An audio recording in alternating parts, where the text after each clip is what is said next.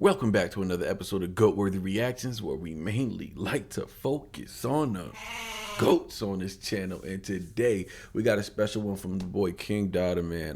This is gonna be the tale of Javon and Quan. Okay, this is gonna be interesting. I already feel like the way it's titled, the way it's lined up, might be a little Ren inspo with the tables he's been doing. And King Dada and Ren did have a battle, not too long ago, maybe like a year or two ago. I'm not sure when exactly, but yeah, so this might be like some homage being played. I don't know if he's gonna make any mentions of Ren or anything like that. I think it's more like his own story, his own style. So we're gonna get into it, man. He said that I would enjoy it specifically, so I'm interested to see what's going on. I got it pulled up. Let's get it. Let's not waste some more time, man. Ezekiel 25:17. Yeah. The path of the righteous man is beset on all sides by the iniquities of the selfish and the tyranny of evil men. Blessed is he who in the name of charity and goodwill shepherds the weak through the Ezekiel. valley of darkness. For he is truly his brother's keeper and the finder of lost children. And I will strike down upon thee with great vengeance and furious anger those who attempt to poison and destroy my brothers. Yeah. And you will know my name is the Lord when I lay my vengeance upon thee. So important. First of all, the beat, you know what I'm saying, setting up the mood right now. The beat sound good. I like how the beat sound. I like the decision of choosing that passage from Ezekiel. It was really from the movie Pulp Fiction, but great choice. Very interesting. Real quick, this happens quite often. Well, it's happened like a few times. So he posted. Dada posted I think it was a freestyle. I'm not sure. He can correct me, but he had posted something called "The Culture." I think it was a freestyle that he had. Right? I haven't listened to it, but I saw it like on Instagram or whatever, and I posted about. I haven't put it out yet, so most likely he didn't see mine. But I had posted about. I've been posting about for quite a while now.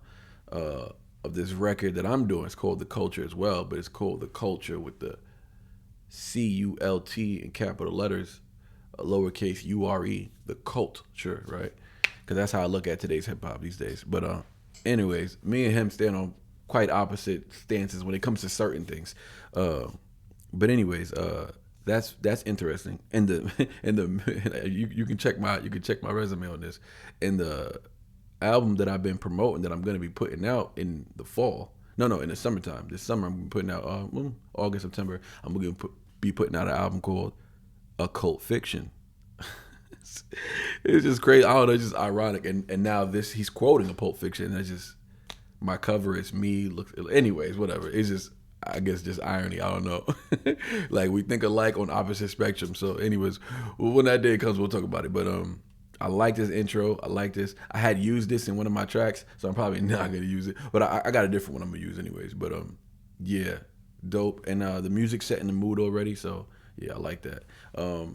The speech, obviously, like if you're familiar with scripture, or even if you're familiar with the movie or not, I mean, the speech is powerful because it sounds like pure, intimidation on the surface level, but underneath it, it's really about like just the battle of righteousness and corruption. That's really what it's about.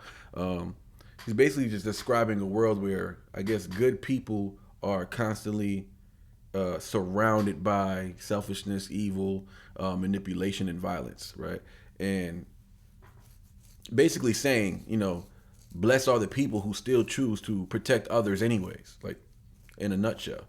So the shepherds the weak through the valley of darkness, okay? It's just about guidance, it's about protecting people, protecting the community, standing for something bigger than yourself, standing up for, against the chaos around you, maybe in your neighborhood, or just maybe what you see on social media, the TV, I don't know. But the last part, I will strike down upon thee. That's the warning right there. So if you poison, innocents, right, and destroy families and corrupt people or just spread violence, eventually judgment catches up to you, is the message overall of that piece that he had quoted right there. So that's why I feel like the speech is probably going to work really well with whatever he's going to talk about. He's kind of, because he's setting the tone for it. So I like it. You know, it's biblical, it's moral, it's spiritual, and it's probably going to be violent all at the same time. A lot like the First Testament. So. Sing it. They don't see the sacrifices. Nah. Only love the right. I wish I had the lyrics. I was trying to find them, but there was no lyrics online. Yeah. I was patient with the vision. Ooh. I was violent with the doubt. Yeah. Now the same ones who ignore really setting the tone right now. Yo. Lego, this bout a nigga named Javon. He just wanted to be a con. Dad never seen a bond and he was raised by his mom. Barely went to school, he chasing money, think he boosty. Kicking doors, shit messy, shooting shit like a movie. Got his hands on his first pack, that flip was a rush. Spend money to make money, that bag is never enough. Niggas floss and they clean, they thinking they can't be touched. Couldn't just get that money, he wanna prove that he tough. Right. Hit that door, put his feet in. Hit the floor for you bleeding. And then that heart in his chest, hear it beating. Hit the light and took a life before leaving. I said that body was a side effect for the money. We trying to get the sins to be forgiven. They think we just life living. Bad bitches and money and the best drugs to buy. Don't plan to live long as we live and fly. Couple stints, more charges till he finally had enough. Had a daughter, got saved, dipping that water a rush. Never had nothing solid, now he wanting to change. Looking at his woman's eyes and praying for better days. Started going to church, telling the youth, do better. Use your mind to be creative, young man, you too clever. Living life righteous, knowing the Lord love him, but thinking that a dark cloud still hovers above him. Yeah. Still winning when it's quiet. Still. Okay, so he set the tone to the end of the verse. Okay, good, because he's pretty much, that was a good way to create an intro. You know, when you write an essay, you got to write an intro in the first body. That was kind of like the intro in the first body, no pun intended, right? Because Buddy caught a body in that first verse. And now Javon is, you know, I guess he's on the edge of, towards the end, changing his life. So he did catch a body. He's kicking in doors.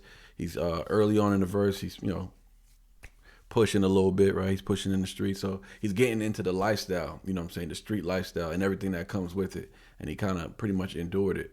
Towards the end, he's kind of like turning to, you know, turning to God, trying to, you know, clean his life up. And I got a feeling this is going to end bad, but let's go. So that's Javon. We haven't heard the name Quan mentioned once, unless that went over my head and I didn't hear it. But I haven't heard the name Quan been mentioned. So I'm assuming the second verse is going to be Quan's perspective. But it's the tale, so there's going to be a connection somewhere. So we just got to pay attention to that. Only love the right. I was patient with the vision. I was patient. I was violent with the doubt. Now the same ones who ignored me trying to figure. Yo, it's about a nigga named Quan, never wanted to be a con. His daddy was the bomb and he was still with his mom. Straight A's in school, he just wanted to write movies. Quiet type kid, but he wasn't one of the goofies. Got his hands on a notebook, that first script was a rush. The story be important without preaching too much. Got paid for a screenplay, it's cool, but it wasn't much. Just happy he could finally buy something from what he loves. Like who the fuck is at the door? Why they screaming, get on the floor, heart beating like. Why they running through the house like a tour? Shot his pops and out the door. Seeing that body kill something inside of the nigga. Hold on. Let me make sure something. Straight A's in school, he just wanted to write. So this is Quan. He's a young kid. Okay, he's a young kid. You know, he's not a cornball, but he's just artistic. He's interesting. He's you know, he's in his own world. You know what I'm saying? And he's a writer. You know. And he wrote a screenplay, he said, and he made a little money off it. Nothing too crazy, but at least he had something to be proud of. So he's on the right path. Straight A's too, he mentioned straight A's. So okay, he got his mom and his dad. So he's in a good home. You know what I'm saying? So Quan probably, you know, he comes from. People always say we got two types of black people, right? We got black people, we got regular black folk, and we got niggas. That's what they say, right? So Quan looks like he came from a good black home. You feel me? And Javon might have came from the struggle like a lot of us. So two different stories. These two different stories could live in the same neighborhood. They could be neighbors to each other. That's how crazy it'd be. But Yeah, because I had a lot of friends that had both their parents. Parents was nurses and doctors. Like they mom and dad was nurses and doctors, or just had money. Like had a Lexus, had a house that they was paying for, had a house phone. Like having a house phone was a luxury back in the day. Like having a computer, you know what I'm saying? And if you had a computer in like 2000, 2001, like you was rich, or you just had money. Like we ain't had no computer, we ain't had no house. We lived in basements my whole life. We got evicted many a times. You feel me? I had almost lost my mother almost lost custody because of how we was living. Neighbors was calling CPS on us. Almost took me to foster care. Almost got adopted by some random white family. Like mad crazy stuff. And then my godparents came and took me in. Wild. But the point is, my neighbor was living good. You know what I'm saying? Just that's how crazy it be. But cool. Painting stories, very descriptive. So now we got two sides. But I got to run Quan's verse back a little bit more because there's definitely a connection here, and I think I heard the connection. It's about a nigga named Quan, never wanted to be a con. His daddy was the bomb and he was still with his mom. Straight A's in school, he just wanted to write movies. Quiet type kid, but he wasn't one of the goofies. Got his hands on a notebook, that first script was a rush. The story be important without preaching too much. So, first grip was a rush. That's something you would tell about maybe Javon or something like that, or somebody who lived that lifestyle, grip on a gun, or, and it's a rush when you catch your first body, but he's doing it as an artistic way. Like he got the pen, he started stroking that, right? The writing, and he got a rush from that. His creative juices was flowing. So cool way to paint like these two people exist literally in the same hood, trust me. Got paid for a screenplay, it's cool, but it wasn't much. Just happy he could finally buy something from what he loves. Tell that.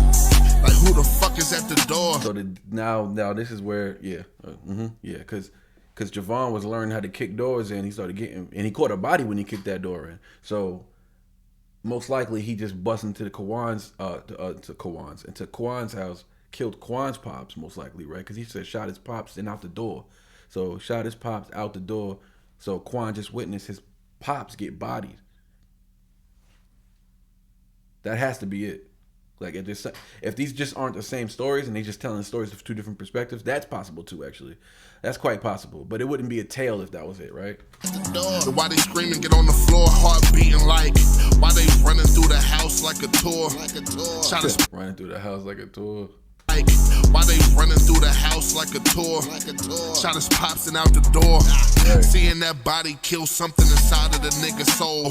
Attitude change, he just didn't feel whole. So now Quan, so damn, this chair. Let's let him finish because I like what he's cooking now. He's changed. Quan is changing before your very eyes right now. And that body kill something inside of the nigga's soul. Attitude change, he just didn't feel whole. Deep-rooted hate manifested into a crash out. Ain't nothing left to do but lash out. Couple stints, more charges, but homie wasn't tripping. Whoever did that shit to my daddy is gonna get it. Quan learned it was Javon, loaded up to his church to kill him. Walked up and Javon remembered and had a feeling. Javon tried to preach, but Quan just didn't feel him. He made him get on the ground while trying to reach for the ceiling. I never fuck with you, bro. I was chilling. He learned everyone don't forget, even when God forgive him.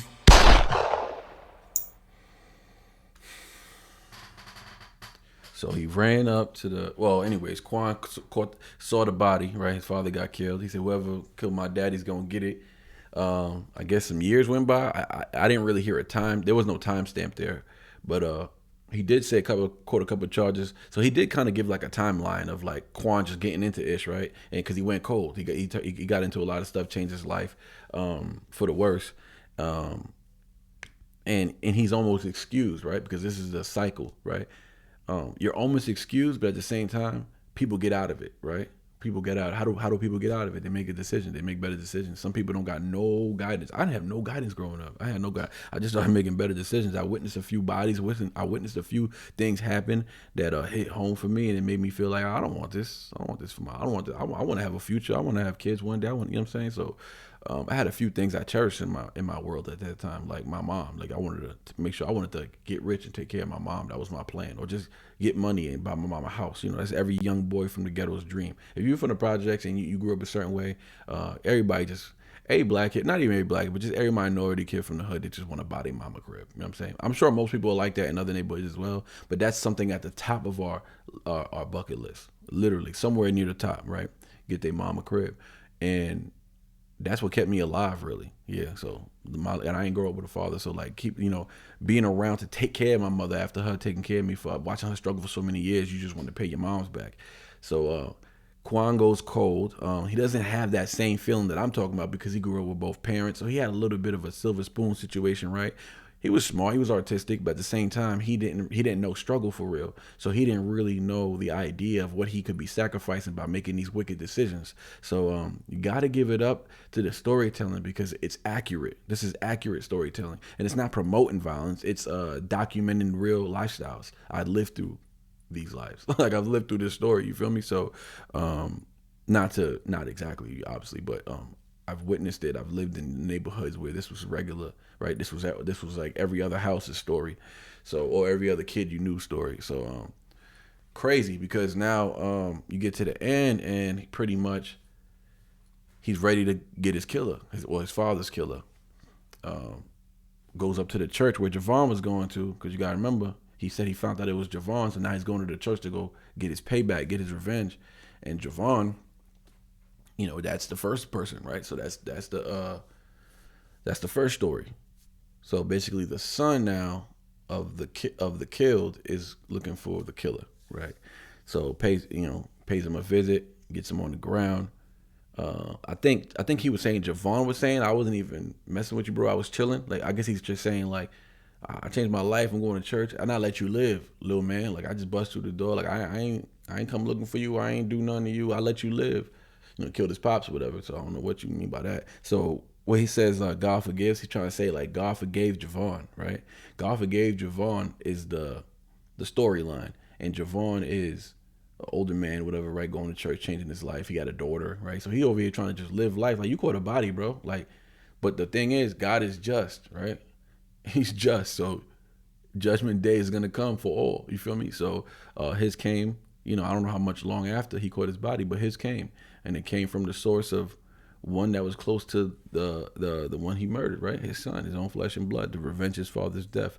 And cool storyline, man, because God forgives, and but people don't forget. You know what I'm saying? So where he's at now, where Javon is at, maybe Javon really changed his life and he gave his life to Christ.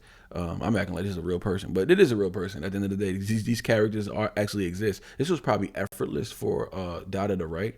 You feel me? Like some things are effortless, even for myself. Even if it sounds amazing, and you're probably like, "Damn, that sounds crazy. How can you write that?" Sometimes when we're storytelling, and when it comes from a real place, a place that you witnessed or something you grew up in, those tracks be pretty effortless for us, honestly. It'd be effortless for those who actually endured that lifestyle, because we just storytelling. We just make the hard part is making it rhyme. So the story's there though. So we're just trying to make the story rhyme, and rhyming typically isn't the hard part for us. The hard part is creating subject matter that's interesting for more than just one demographic. That's the hard part. So dope, man. Dope storytelling. The rhyme structures were all dope. Dope connections. He had internal rhymes. He was doing all that. I knew he was going to do all that, right? Because Dada's a lyricist, so I wasn't expecting anything less. I was more so interested in how he was going to depict and tell the story, and how like fictional it was going to be, or whatever. Because Pulp Fiction, I want to know if this is going to be fictional. I guess it's fictional because he made up the names, but technically we don't know if he did. This could be a real story that Dada knows about. He might have changed the names, but this might be a real story that he grew. He may have a direct attachment for all we know. I don't know him that personally, so this could be very personal to him. But I knew it was important to him because he hit me up twice about it. And yeah, man, I told him I was gonna get to it, but everybody, if you've been watching my channel, you know that I haven't been posting as much as I usually like to. But yeah, so doing a lot of groundwork on my own. It ain't easy, boy. It's not easy running these YouTube channels. I got a second channel. I got 2 channels. I got the Patreon, so I'll be busy as hell. But shout out to the boy Dada, man. This is a good one. I think you should. I'm not saying make a bunch of tales or whatever, but I think the storyline, if maybe you're already in it and I don't know any better, but I think the storyline pocket is good. And like songs like My Time, that's just like a bag he cannot get out of. Like, I don't know how much he's in that bag, but he needs to stay in that bag. That track, if you haven't heard King Dada, go check it out. I've actually did a reaction to it. My Time. Listen to that. He's got a voice. He can sing as well. Didn't know that. I learned that when I heard that. And this right here is another bag. Like, this is it, brother. Like, you could talk about the street life. You could talk about the crimes. You could talk about all of it, because If you from it, you from it. Just don't glorify it. Like this right here is glorifying trauma. Not glorifying it, but expressing and storytelling of trauma. That little kid, Quan, is a real person. He's had a lot of trauma. And I just feel like this right here, man, like, Dada's so talented. Like, this is a bag. Like, stay in this bag, bro. Stay in this bag right here, dog. But anyways, man, that was the tale of Javon and Quan by King Dada. Maybe he should start a series or something like that. I don't know. I might hit him up and tell him, try to nudge him towards that. But yeah, anyways, man, catch me on the next one or on the next Dada reaction. For all you Dada fans out there, Dada fans don't even like me. They be talking crazy, but but it's all good. I should listen. I give respect where respect is due. If you talented, you talented. I am not gonna hate on anybody talented. I'm not gonna do that. I ain't no salty mother. I'm saying, almost cussed, but catch us on the next one though. We out.